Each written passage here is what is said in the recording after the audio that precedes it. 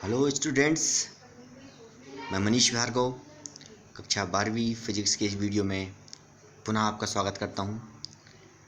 आज हम पढ़ेंगे सेलों का संयोजन। सेलों का जो संयोजन है वो 3 प्रकार से हो सकता है: श्रेणीक्रम संयोजन, समांतर क्रम संयोजन और मिश्रित क्रम। जब हमें उच्च विभवांतर की या प्रबल धारा की आवश्यकता होती है तब हमें कुछ बैटरियों को जोड़कर इस प्रकार संयोजित करना होता है कि हमें धारा की मान अधिक प्राप्त हो या प्रबल धारा प्राप्त हो। ये जो धारा की प्रबलता है ये आंतरिक प्रतिरोध और बाह्य प्रतिरोध के आपेक्षीय मान पर भी निर्भर करती है। तो सबसे पहले हम देखते हैं सेलों का श्रेणीक्रम संयोजन। जिस प्रकार प्रतिरोधों का संयोजन था श्रेणीक्रम समांतर क्रम, संधारित्रों का श्रेणीक्रम समांतर क्रम था, उसी प्रकार सेलों का भी है। जब हम सेलों का श्रेणीक्रम संयोजन करते हैं तो हम पहले सेल का जो ऋणात्मक ध्रुव है उसे हम दूसरे सेल के धनात्मक ध्रुव से जोड़ते हैं, दूसरे सेल के ऋणात्मक को तीसरे के धनात्मक जोड़ते हैं और इसी प्रकार हम जोड़ते जाते हैं। यहाँ पर आप चित्र में 3 सेल देख रहे हैं और इन तीनों सेलों को श्रेणीक्रम में जोड़ा गया है। पहले सेल के धन ध्रुव को और अंतिम सेल के ऋण ध्रुव के बीच में हम एक बाह्य प्रतिरोध R जोड़ देते हैं। प्रत्येक सेल का आंतरिक प्रतिरोध स्मॉल r और प्रत्येक का विद्युत वाहक बल E है। हम मान लें कि ऐसे कुल n सेल हैं। हम n सेलों के लिए गणना करेंगे। हमने मान लिया कि n सेल हैं जो श्रेणी क्रम में जोड़े गए हैं, प्रत्येक का विद्युत वाहक बल E है, प्रत्येक का आंतरिक प्रतिरोध R है। अब एक का विद्युत वाहक बल E है तो n सेलों का विद्युत वाहक बल Ne हो जाएगा। एक का आंतरिक प्रतिरोध R है तो n सेलों का कुल आंतरिक प्रतिरोध Nr स्मॉल r हो जाएगा। चूँकि बाह्य प्रतिरोध और आंतरिक प्रतिरोध श्रेणी क्रम में जुड़े होते हैं इसलिए बाह्य प्रतिरोध का के साथ कुल परिपथ का प्रतिरोध हो जाएगा R प्लस Nr, दोनों का योग। अब यदि बाह्य परिपथ में बहने वाली धारा I हो तो I बराबर क्या होगा? बैटरी का कुल विद्युत वाहक बल बटे कुल प्रतिरोध। तो I बराबर हो जाएगा Ne बटे R प्लस Nr। तो ये जो व्यंजक एक मिला ये परिपथ में बहने वाली धारा के लिए अभीष्ट व्यंजक है। अब हम ये देखते हैं कि ये श्रेणीक्रम का संयोजन जो है वो कब फायदेमंद होता है, कब लाभप्रद होगा हमें। 2 स्थितियां बनती हैं। पहली स्थिति ये है जब आंतरिक प्रतिरोध का मान बाह्य प्रतिरोध से बहुत कम हो, small r less than capital R। यदि ऐसी स्थिति बनेगी तो फॉर्मूले में जो अपॉन में Nr है इस Nr को हम नेगलेक्ट कर लेंगे तो हमें मिल जाएगा I बराबर Ne बटे कैपिटल R।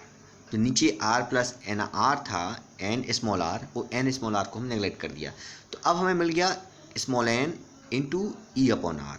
अर्थात यहाँ पे E अपॉन R क्या है? E अपॉन R है एक सेल से बहने वाली धारा। तो हम कह सकते हैं कि n गुणा एक सेल से बहने वाली धारा। तो इस स्थिति में हम कहते हैं कि जब सेल का आंतरिक प्रतिरोध बाह्य प्रतिरोध से बहुत कम हो तो सेल से बहने वाली जो धारा होगी या पूरी बैटरी से बहने वाली धारा जो होगी वो एक सेल से बहने वाली धारा की n गुनी हो जाती है। अर्थात इस स्थिति में धारा अधिकतम प्राप्त होती है, प्रबलता अधिकतम होती है। दूसरी स्थिति जब बाह्य प्रतिरोध कैपिटल R आंतरिक प्रतिरोध स्मॉल r से बहुत छोटा हो तो इस स्थिति में हम नीचे जो हर में कैपिटल R दिया है उस R को हम नेगलेक्ट कर देंगे तो हमें मिल जाएगा I बराबर Ne बटे Nr। n से n कटेगा तो E अपॉन R मिलेगा। E अपॉन R मतलब एक सेल से बहने वाली धारा। तो इस प्रकार हम देखते हैं कि जब बाह्य प्रतिरोध बहुत कम है आंतरिक प्रतिरोध की तुलना में तो हमें सेलों जो बैटरी का संयोजन करने पर धारा प्राप्त होगी वो केवल एक सेल से बहने वाली धारा के बराबर प्राप्त होगी। अर्थात उसमें चाहे एक सेल लगाएं चाहे n सेल लगाएं हमें एक सेल के बराबर ही धारा प्राप्त होगी। तो इस प्रकार हम कहते हैं कि हमें सेलों को श्रेणी क्रम में तभी जोड़ना लाभप्रद होगा जबकि सेलों का आंतरिक प्रतिरोध बाह्य प्रतिरोध से बहुत कम हो।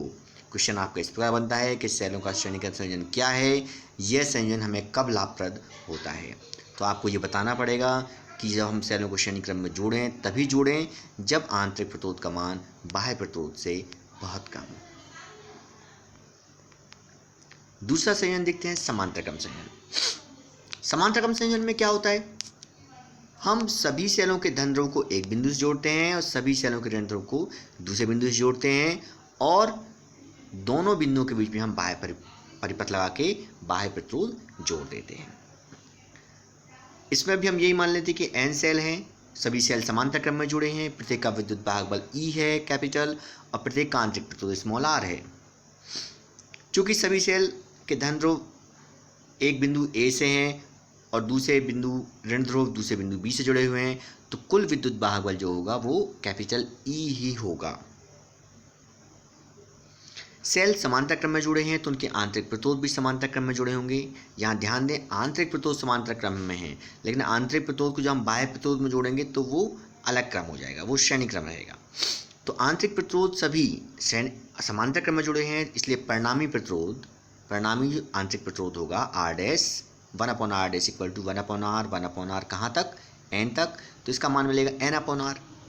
जब हम r डैश निकालेंगे तो मिल जाएगा r/n। अब बाह्य परिपथ कैपिटल R के साथ जो प्रतिरोध है कैपिटल R, उसके साथ आंतरिक प्रतिरोध श्रेणी क्रम में जुड़ा होने के कारण कुल प्रतिरोध हो जाएगा परिपथ का R प्लस R डैश, तो R प्लस R/n। ये मान जो हमारा विद्युत वाहक बल और प्रतिरोध का अनुपात होता है, जो बाह्य प्रतिरोध में बहने वाली धारा के बराबर होता है, इसमें हम रखेंगे। तो बाह्य प्रतिरोध में बहने वाली धारा बैटरी का कुल विद्युत वाहक बल और परिपथ का कुल प्रतिरोध।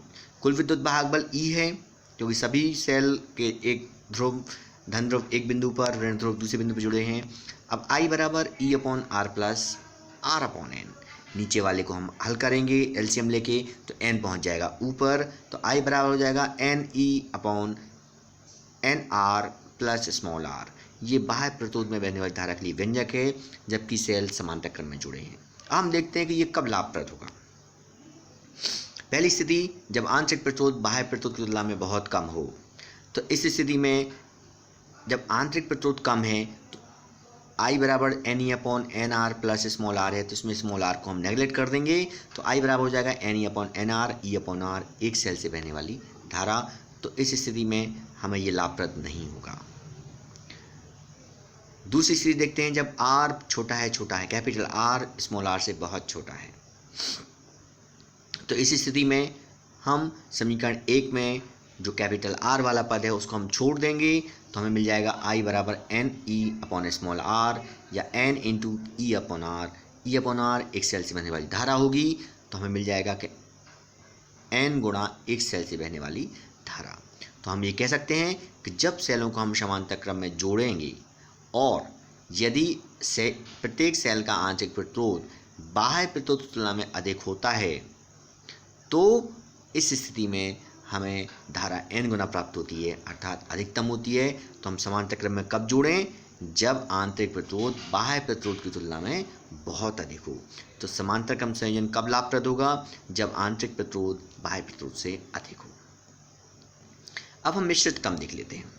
चित्र में आप देख रहे हैं कि इसमें 3 शाखाएं दी हुई हैं, तीनों शाखाओं में सेल जुड़े हुए हैं, प्रत्येक शाखा में सेल श्रेणी क्रम में जुड़े हुए हैं और प्रत्येक शाखा एक दूसरे के साथ समांतर क्रम में जुड़ी हुई है। प्रत्येक सेल में प्रत्येक कतार जो है, प्रत्येक शाखा जो है उसमें n सेल जुड़े हुए हैं और ये श्रेणी क्रम में है। और हम ये मान लें कि ऐसी कुल कतारें m हैं, ऐसी कुल शाखाएं कैपिटल स्मॉल m हैं और इन दोनों सिरों के बीच जो बाह्य प्रतिरोध है वो कैपिटल R है। तो देख लें हम आगे कि प्रत्येक कतार में n सेल श्रेणी क्रम में जोड़े गए हैं, कतारों की संख्या m है। चूँकि ये कतारें समांतर क्रम में हैं और कुल सेलों की संख्या कितनी हो जाएगी, चूँकि एक कतार में n सेल है तो m कतारों में कुल सेल हो जाएंगे mn। प्रत्येक सेल का विद्युत भाग बल, एक सेल का विद्युत भाग बल E है, तो n सेलों का विद्युत भाग बल हो जाएगा Ne। आंतरिक प्रतिरोध स्मॉल r है, तो हम कह सकते हैं कि चूंकि कतारें समांतर क्रम में जुड़ी हैं, तो जो एक कतार का विद्युत भाग बल होगा वही सभी पूरे संयोजन का विद्युत भाग बल होगा।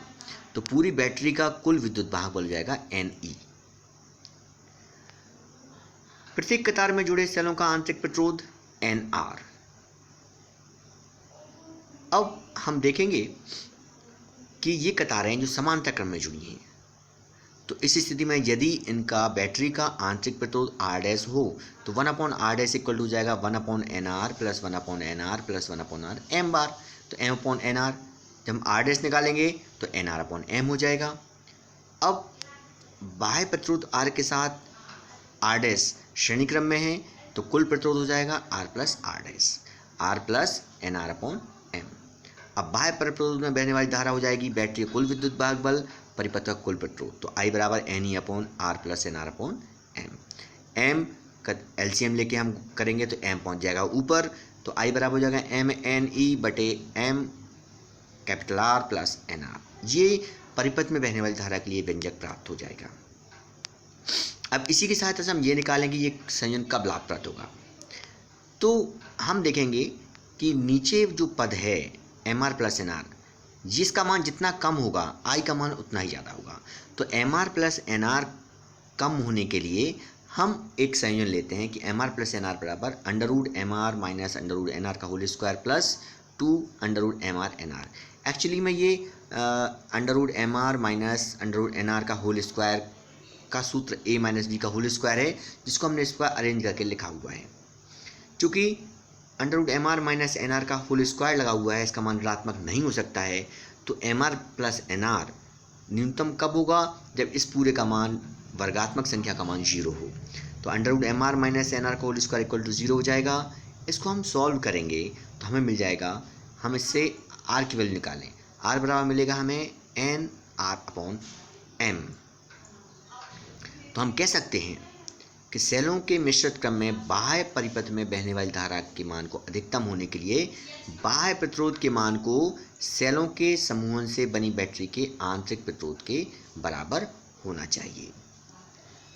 अर्थात जो बाह्य परिपथ होगा उसमें धारा का मान कब अधिकतम होगा, जब बाह्य प्रतिरोध का जो मान होगा सेलों के संयोजन से बनी जो बैटरी है उसके आंतरिक प्रतिरोध के बराबर हो।